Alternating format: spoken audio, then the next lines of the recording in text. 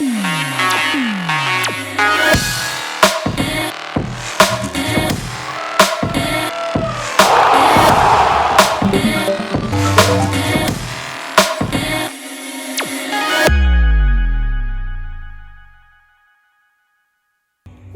आई ग्रास्पर्स, आपके प्रिय साप्ताहिक समाचार कैप्सूल में आप सबका स्वागत है। आप सभी मेहनती लोगों को ये याद रखना चाहिए कि दृढ़ता कोई एक लंबी रेस नहीं है, यह कई तरह की एक के बाद एक छोटी छोटी दौड़ है। इसमें दौड़ लगाते रहिए और देखिए एक दिन यह लंबी दौड़ भी पूरी हो जाएगी। आज के समाचार कैप्सूल के मुख्य आकर्षण है, भारत ने कोविड-19 के खिलाफ 12 से 14 साल के बच्चों का वैक्सीनेशन शुरू किया। इसरो यंग साइंटिस्ट प्रोग्राम के लिए 150 स्कूली छात्रों का चयन करेगा। मुंबई ने नेट जीरो हासिल करने का एम्बिशियस गोल निर्धारित किया। अनिर्बन लहरी प्लेयर्स चैंपियनशिप 2022 में रनर अप रहे। इंडियन बॉक्सर्स ने Asian youth and junior boxing championships में जीता सोना। और हमारा मनपसंद F2 सेगमेंट। कोविड के खिलाफ अभी भी लड़ाई जारी है। भारत सरकार ने लास्ट वीक से 12 से 14 साल के बच्चों के लिए कोविड-19 की वैक्सीनेशन शुरू की है। पूरे देश में स्टैंडर्ड रिस्ट्रिक्शंस के साथ स्कूल फिर से खुलने लगे हैं, तो ऐसी स्थिति में कई परिवारों के लिए ये वेलकम न्यूज है। सरकारी आंकड़ों के मुताबिक अब तक 15 से 17 साल की उम्र के 90 लाख से ज्यादा बच्चों को टीका लगाया जा चुका है। यदि आप इस एज कैटेगरी में आते हैं तो हम आपको अपने पेरेंट्स से बात करने और जल्द से जल्द स्लॉट बुक करने के लिए प्रोत्साहित करते हैं। क्या आप टाटा ग्रुप को एयर इंडिया की बिक्री के संबंध में लेटेस्ट न्यूज को फॉलो कर रहे हैं? तो हमारे पास आपके लिए एक नई जानकारी है। पहले एमडी और सीईओ के पद की जिम्मेदारी की पेशकश टर्किश एयरलाइंस के पूर्व चेयरमैन इल्कर आईसी को की गई थी, पर जब उन्होंने इसे अस्वीकार कर दिया तो यह खोज जारी रही। हालांकि पिछले हफ्ते हुई बोर्ड मीटिंग के दौरान टाटा सन्स के चेयरमैन एन चंद्रशेखरन को एयर इंडिया का चेयरमैन नियुक्त किया गया था। हम उन्हें बधाई देते हैं और हम इस बिक्री के संबंध में और घोषणाओं की प्रतीक्षा कर रहे हैं। क्या आपकी रुचि साइंटिस्ट बनने में है? तो तैयार हो जाइए, क्योंकि Indian space research organisation Yuvika नामक अपना यंग साइंटिस्ट प्रोग्राम शुरू करने जा रहा है। इस कार्यक्रम में स्पेस टेक्नोलॉजी, स्पेस साइंस और स्पेस एप्लीकेशंस के बारे में बुनियादी जानकारी दी जाएगी और रूरल एरियाज के छात्रों को इसमें प्रेफरेंस दिया जाएगा। इस प्रोग्राम को गर्मियों की छुट्टियों के दौरान मई के 2 सप्ताहों के लिए आयोजित किया जाएगा। चयन के क्राइटेरिया में साइंस फेयर में भागीदारी, साइंस कॉम्पिटिशन्स में पुरस्कार जीतना, ऑनलाइन क्विज में परफॉर्मेंस और ऐसी ही कुछ और गतिविधियां शामिल है। एप्लीकेशंस बनना शुरू हो चुका है और 10 अप्रैल तक ये बंद हो जाएंगे, इसलिए आप ऑफिशियल वेबसाइट पर जाएं और समय पर अप्लाई करें। पिछले संडे को मुंबई ने 2050 तक कार्बन एमिशंस को शून्य करने की विस्तृत योजना की घोषणा की। यह लक्ष्य इसे इंडिया के नेशनल गोल से 2 दशक आगे ले जाता है और इस तरह की समय सीमा सेट करने वाला ये साउथ एशिया का पहला शहर बन गया है। सरकार ने उन तरीकों में जबरदस्त बदलाव लाने का प्रस्ताव रखा है जिनसे यह energy, water, air, waste, green spaces तथा अपने 19 मिलियन निवासियों के यातायात की व्यवस्था करती है।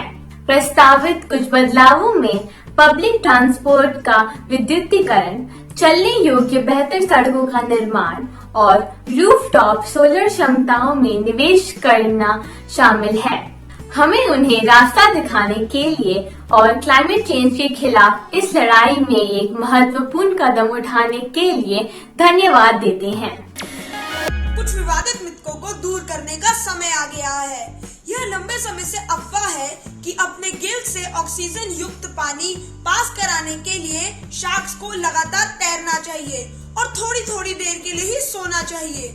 हालांकि ऑस्ट्रेलिया के साइंटिस्ट्स ने अब पहली बार शार्क्स की एक सोने वाली प्रजाति का डॉक्यूमेंटेशन किया है और बताया है कि वे आंख खोलकर सोती हैं। टीम ने 24 घंटे से अधिक समय तक 7 शार्क्स के मेटाबॉलिज्म और पोस्चर को एनालाइज किया और पुष्टि की कि उनकी ऑक्सीजन की खपत कम हो गई है। इससे पता चलता है कि वे तब भी सो रही थी जब उनकी आंखें खुली थी। क्या यह रोचक जानकारी नहीं है? खेल कूद की उपलब्धियों में अब एक और जश्न मनाने का समय है। दुनिया की एक सबसे प्रेस्टिजियस गोल्फ टूर्नामेंट का फाइनल राउंड पिछले हफ्ते फ्लोरिडा में संपन्न हुआ। भारत के अनिबान लहरी दूसरे स्थान पर रहे।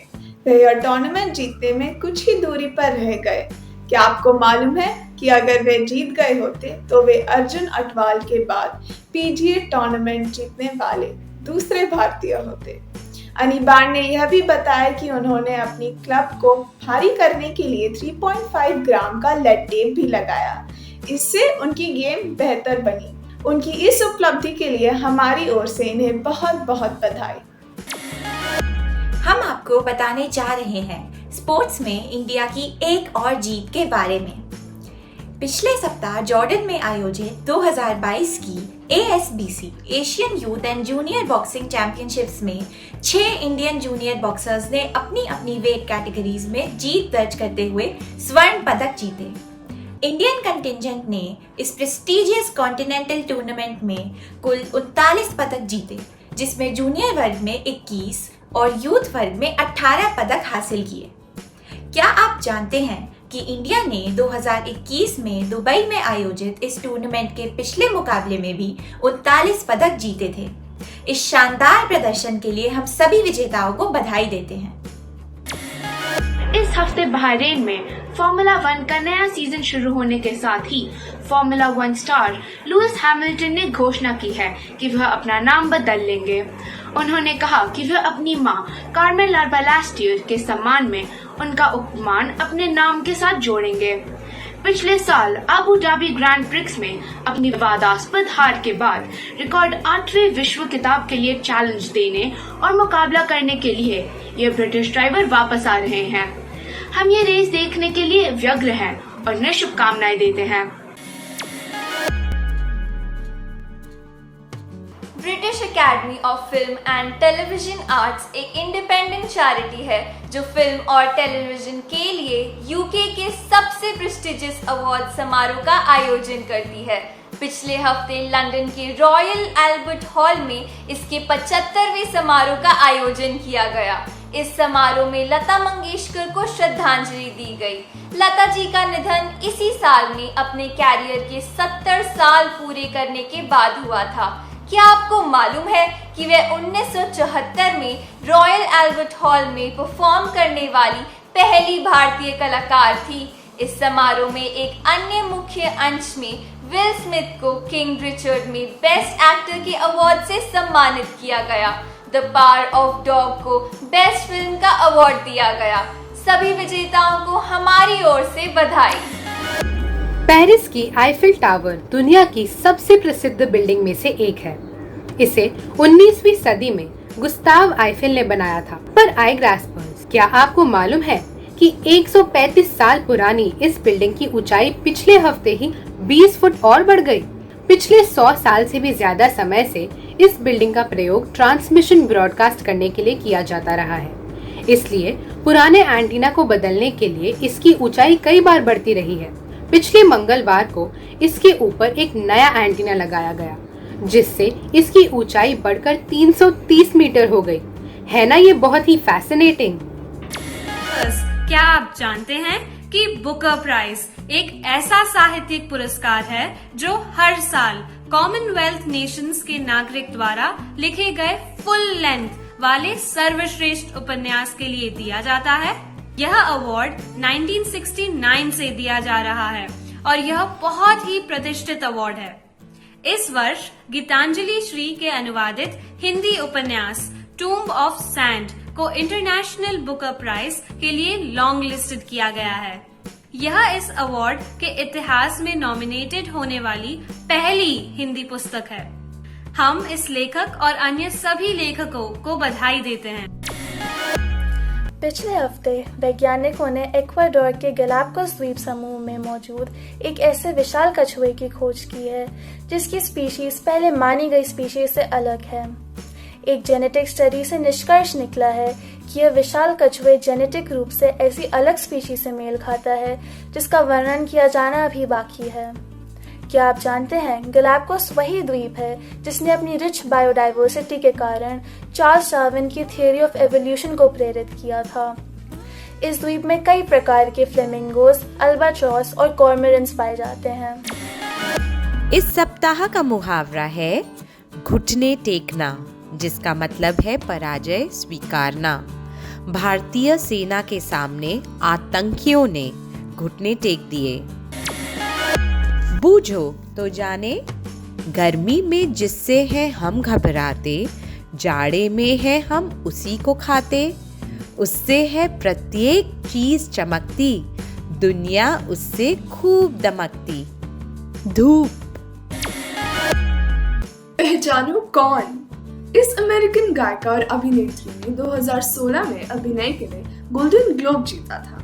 गायन के क्षेत्र में उन्हें 12 ग्रैमी मिले थे और उन्होंने 7 से भी ज्यादा एल्बम बनाई थी। उनका स्टेज नाम रेडियो गागा नाम के एक गाने से पड़ा था। जी हाँ, आपने सही पहचाना, ये है लेडी गागा। क्या आपको मालूम है कि उन्होंने अपने गायन के करियर के लिए सिर्फ 18 साल की उम्र में अपना कॉलेज छोड़ दिया था?